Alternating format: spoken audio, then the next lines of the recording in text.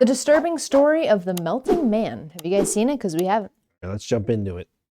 One night in 1946, a Brazilian farmer was walking along this dirt path when suddenly he started feeling like he was being watched. And so he looked to his right and to his left into the trees of the rainforest on either side of him, but he couldn't see any animals or people. There was no movement. It was eerily quiet and dark. And so the farmer told himself that he was okay, just keep going, get home. And so as he's walking, he begins speeding up faster and faster because the anxiety is growing inside of him, because he can't shake this feeling that he's being watched. And so finally, when he's close enough to his village, he just starts running, fearing that whatever or whoever is watching him is going to jump out and grab him. And so he speeds to his house. He literally dives through an open window into his house. He shuts the window. He makes sure all the doors are locked. And he's standing there in his house. It's pitch black. And he's thinking, okay, I'm safe. But suddenly he realizes not only has this feeling not gone away, he still feels like he's being watched, but whoever or whatever is watching him, he knows without looking that they're right outside of his house, outside the window to his left. And when he turned to look, he was right. What happened next would prompt a full-scale military investigation into a subject that can only be classified as paranormal.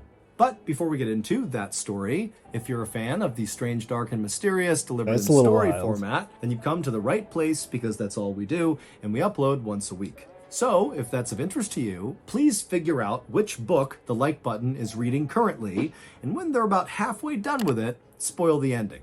Also, please subscribe to our channel and turn on all notifications so you don't miss any of our weekly uploads. Okay, I just spent all this time reading a book and they just spoil it. That's terrible. That's like one of the cruelest things you can do to another human being. Spending all this time and investment in half a book and you're going to ruin the last half? Get out of here.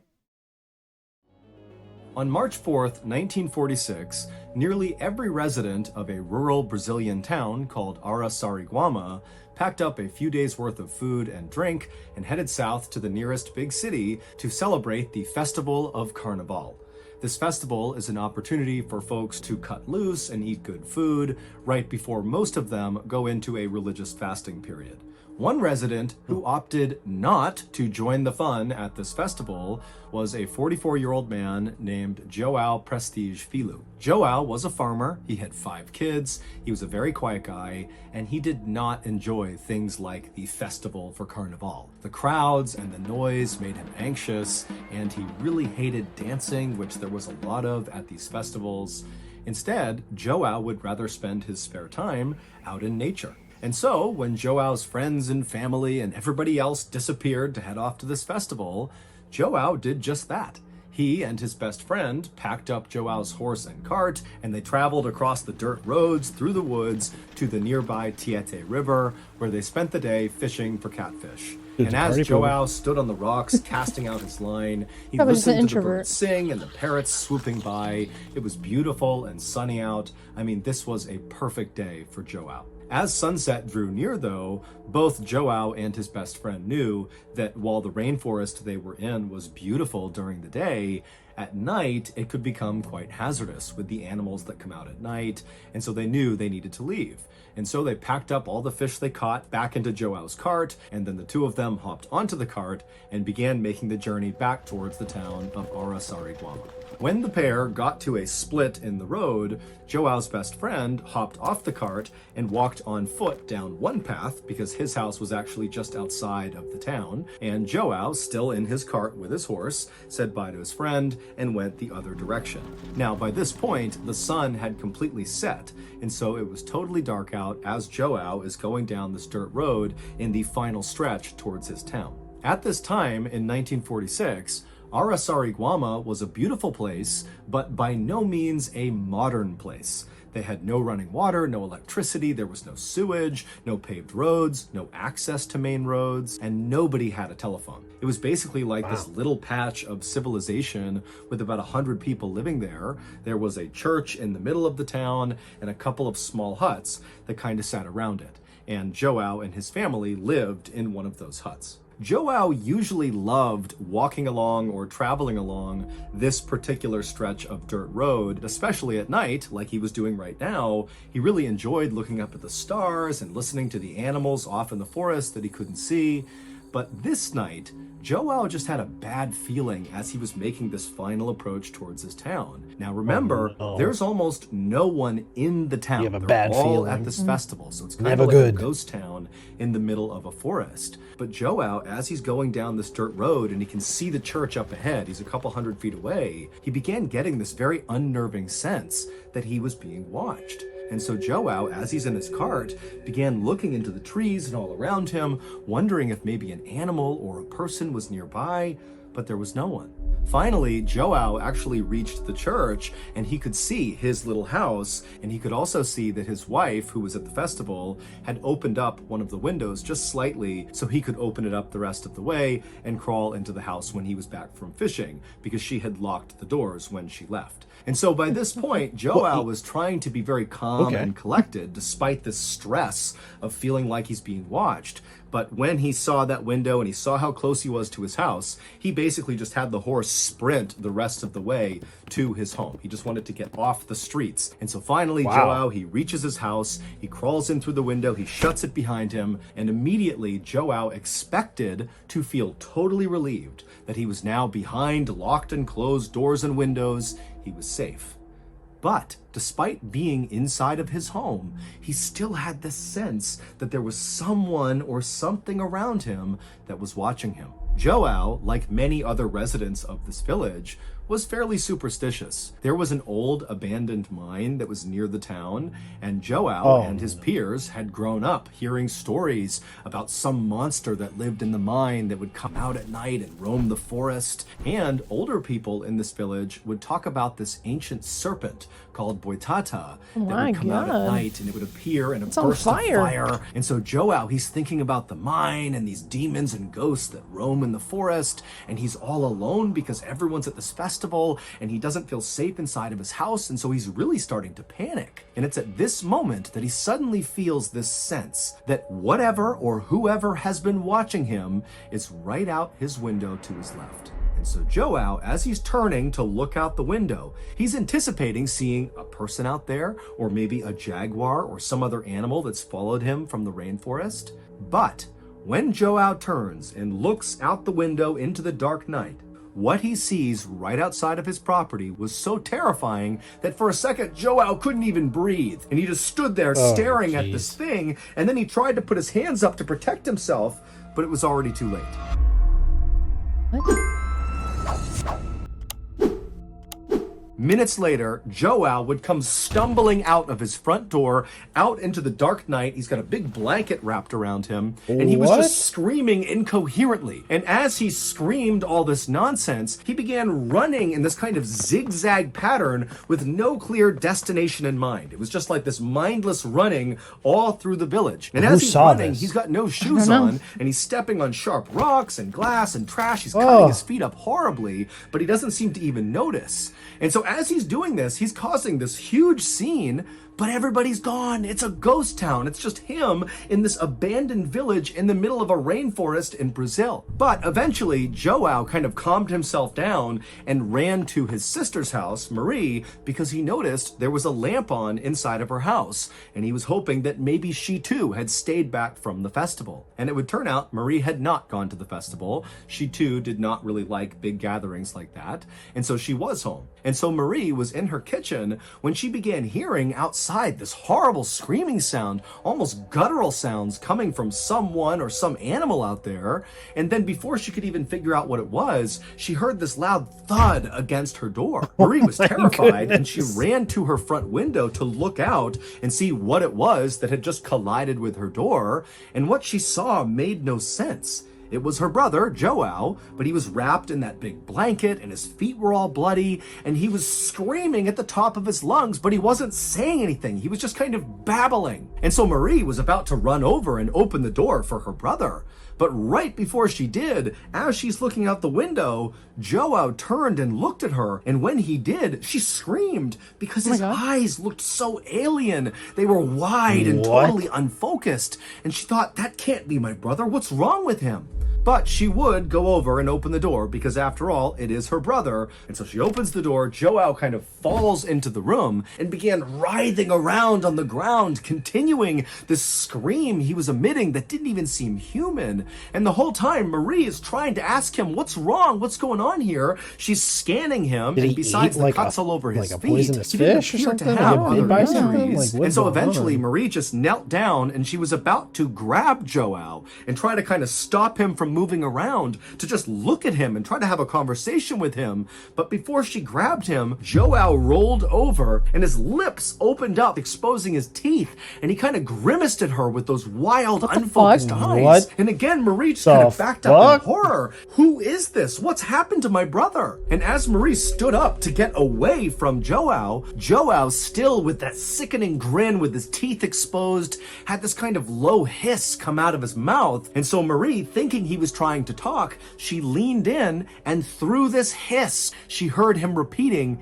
"It burns, it burns." And so Marie, thinking her brother must have been burned, instinctively began removing the blanket and pulling his clothes off to find the source of this burn on her brother. But besides the cuts all over his feet, as she's looking at his body, his skin looked totally normal. He looked completely unhurt. And so Marie turned up to look at Joao's face again to ask him more questions in hopes maybe he could tell her something.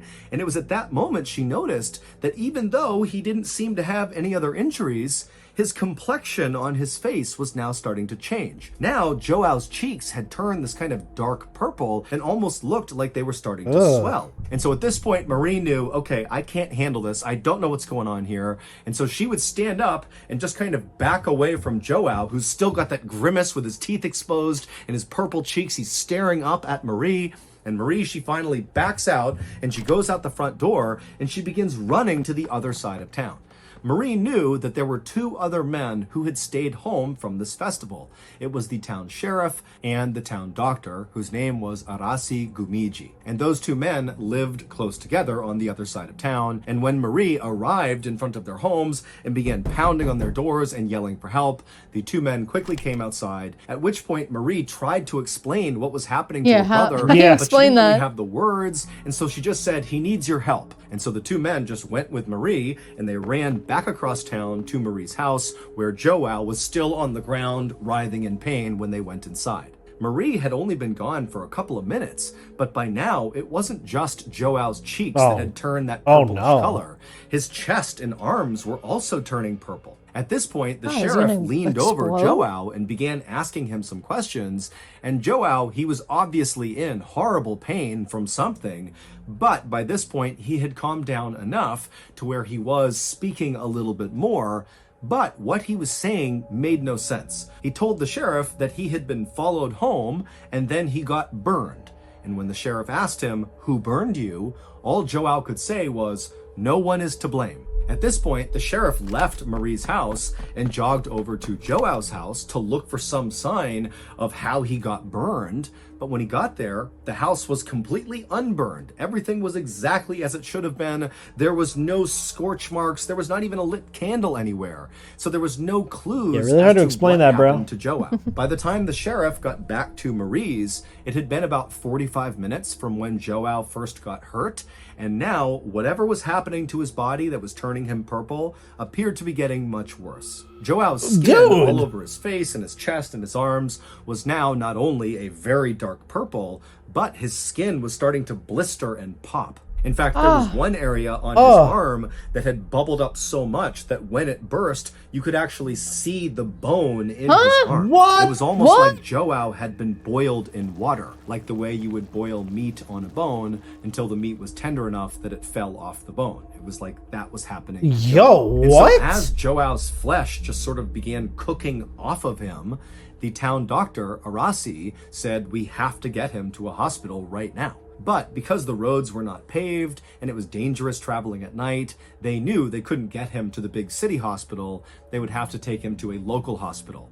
And so the sheriff, who had a truck, said, let's just put him in the truck and I will drive him there. And so Arasi, the sheriff, and Marie, There's gonna be they nothing got more a than a new puddle sheet, by the time they wrapped get there. up Joao inside of it, and they brought him outside. They put him in the sheriff's truck, and they began driving towards the hospital. Arasi stayed in the back with Joao as they made this drive, and every time the truck went over a bump, Joao would let out a cry of pain, and Arasi would look over, and he would literally see these bumps were causing his skin to kind of fall off. Oh, his body. dude, When what? they finally arrived at the local hospital, the staff there pulled Joao inside. They put him in a private room. They put him on a bed, and they had no idea how to treat him. It was like his injuries looked nothing like they had ever seen. They didn't even know where to begin, and they kind of assumed that Joao would not survive whatever was happening to him. And so the first thing they did is just pumped him full of painkillers. And while these painkillers didn't actually do anything to stop basically Joao's body from decomposing while he was still alive, they did at least allow Joao to stop feeling this horrible pain of his flesh falling off of him. And so Joao finally just kind of sunk back in his bed, and the sight of him must have just been horrific. He literally had huge chunks of his flesh just missing. I mean, literally parts of his skeleton were exposed to the naked eye. I can't wait for After them the to doctors explain had gotten what Joao the hell as is going stable on as to they him. could get him, Arasi, the local town doctor, sat down next to Joao and just began asking him questions. And for the first time, Joao was able to talk somewhat normally because he was on such a high dose of painkillers. And so Arasi began asking Joao to go over everything that happened from the time he left fishing for catfish until he arrived at his house and got burned. This is roughly what Joao told Arasi. He said on his walk home from fishing, he started getting that feeling that he was being watched. And it got more and more intense as he got into town, until finally he basically sprinted the rest of the way to his house, practically dove through that open window, shut it behind him, and expected to feel relief being in his own home again. But he didn't. The feeling only intensified that he was being watched. And at some point, he got that sense that whoever or whatever was watching him was to his left, out the window, out into his yard. And when Joao turned to look, what he saw standing outside was this dark figure kind of hovering over the ground, and it was staring right at Joao. And before Joao could even put his hands up to protect himself from whatever or whoever this was, this figure shot this bright ray of light directly into Joao's home through that window. Yo, did he like hit him with the power of the sun? And immediately Joao was blinded and confused by this light, and then it really started to burn. He believed he was on fire, which is why he grabbed that blanket and wrapped it around himself. He was trying to put out a non-existent fire, and that's when he stumbled outside and kind of zigged and zagged, kind of half trying to put this fire out until he arrived at Marie's house. But when he got there, that sensation of feeling like he was on fire didn't go away. It just got worse and worse and worse, and then his skin began falling off. When Arasi asked Joao, who do you think did this to you? Who do you think that figure was? And Joao, with bulging eyes, would sit forward and say to Arasi, "It wasn't of this world." And as Joao said this, a chunk from his cheek fell off, exposing his jaw and teeth. And as this happened, Joao asked one of the nurses for a water. And so Arasi is sitting there having heard this story as Joao, who's all hopped up on painkillers, is grabbing this water and drinking. And Arasi is watching the water dribble out of the hole now on the side of Joao's face. Oh my God. About 4 hours later, Joao would pass away from his injuries. There has never been any official explanation for what actually happened to Joao. The doctors just wrote cardiac arrest and generalized burns on his death certificate because they really had no idea what else to call this. Joao's family believed the Boitata, the ancient serpent that lived in the forest and appeared at night in a ball of fire, was responsible for what happened to Joao. Other people in town thought maybe it was the monsters or demons from the old abandoned mine that had come out and attacked Joao. Outside of Joao's town, people have theorized that Joao must have been subjected to some really high dose of radiation. And so this theory has led people to believe that, perhaps Joao was the victim of a secret weapon that the government was testing. But to create such a concentrated beam of radiation that only affects Joao would be way more technologically advanced than anything that was available at the time in the world. Yeah, it was the Not 40s. to mention, why would any government randomly target a Brazilian farmer with this weapon? But Joao would not be the only person in Brazil to die from mysterious rays of light. Are you serious? In the 1970s, so 30 years after Joao's death, several people in a city in northern Brazil reported seeing bright lights coming down from the sky, and then they too began turning purple and their skin began falling off and they would die. And so because of this high number of very strange deaths that looked just like Joao's, a new theory has taken root over the years to explain what happened to Joao and these people. And that is, they were attacked by a UFO.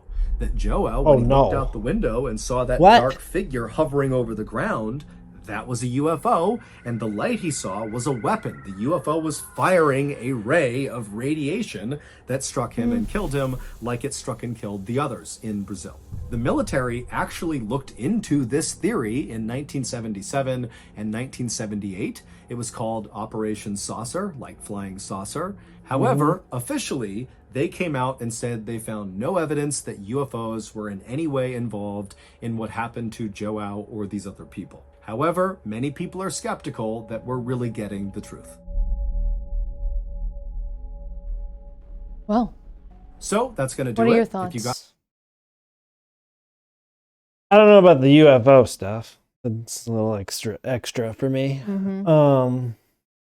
Like a black shadowy sphere in the middle of, like, floating above the ground that shot a light at someone. I don't know.